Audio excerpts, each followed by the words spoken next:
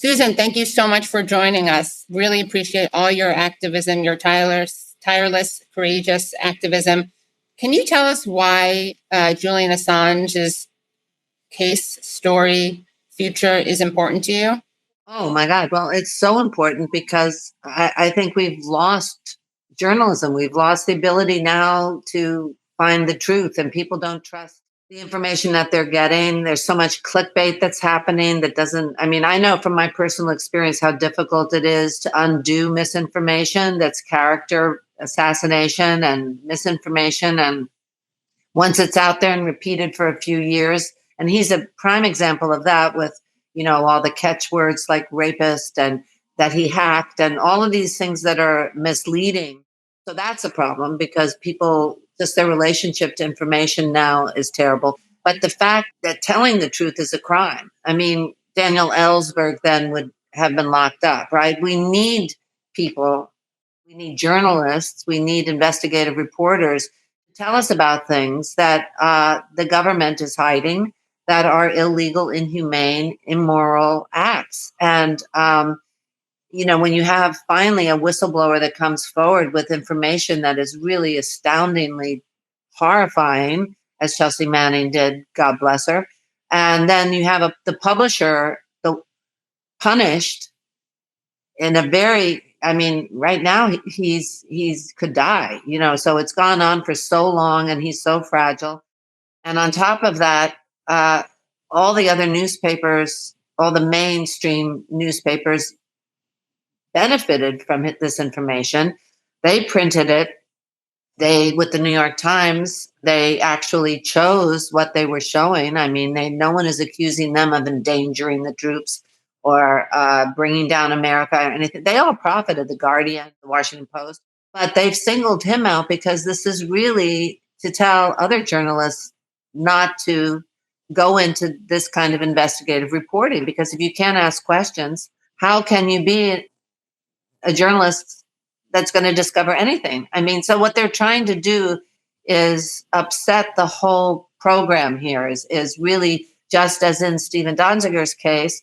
Luckily, he's not been incarcerated as long, and now, thanks to people that have really made this an issue, he's back home. The same kind of thing. This is to tell you, you cannot take on corporations. You cannot take on the government. We are bigger than you, and you will be punished. So if people become self-censoring, news sources, especially mainstream media, gets their orders from the CIA, from the government, from the White House, and the same thing with the New York Times. So where are you going to go?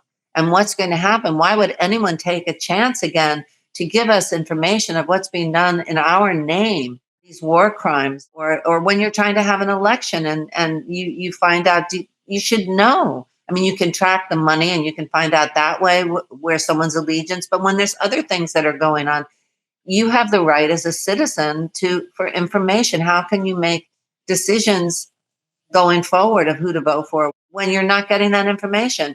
And we can see that there's certainly a prejudice.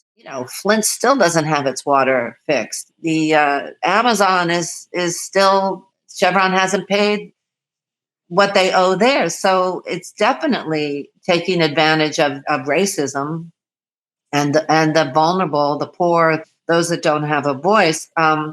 So those that do have a voice, who are connected to news sources and call themselves journalists, have the responsibility to find the truth.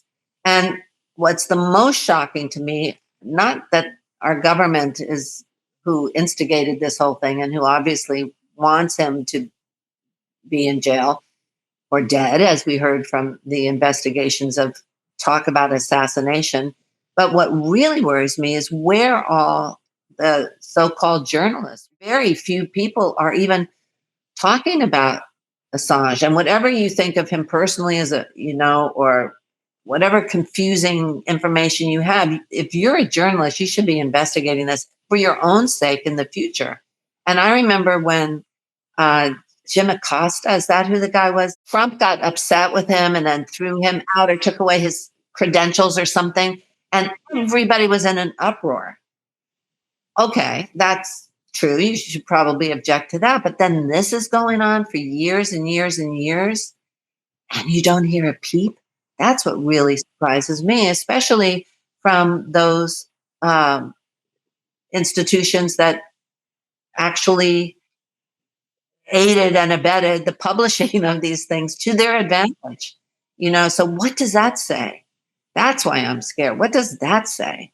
Why are people, we're distracted by all this little stuff that goes on, and everyone's, we should have people that are as angry about this as they are about wearing a mask. We just this all these people that have decided this is their line in the sand. Okay, but what about your right to have information? What about your right to, as a journalist, to be able to go after an inconvenient truth? Because that's what happened here. These weren't truths that fit into the, into the description of what they wanted out there, because they were damaging. But yet the Steele dossier gets picked up and put all over the place. I'm worried about him, and I'm worried about us, and what this means for our future in terms, and our kids' future. And this is how you slide into real fascism, when you can't speak about things, and when people start self-censoring themselves, especially those that we depend upon to check our government, to check our military, to give us truth, so we can live and make decisions.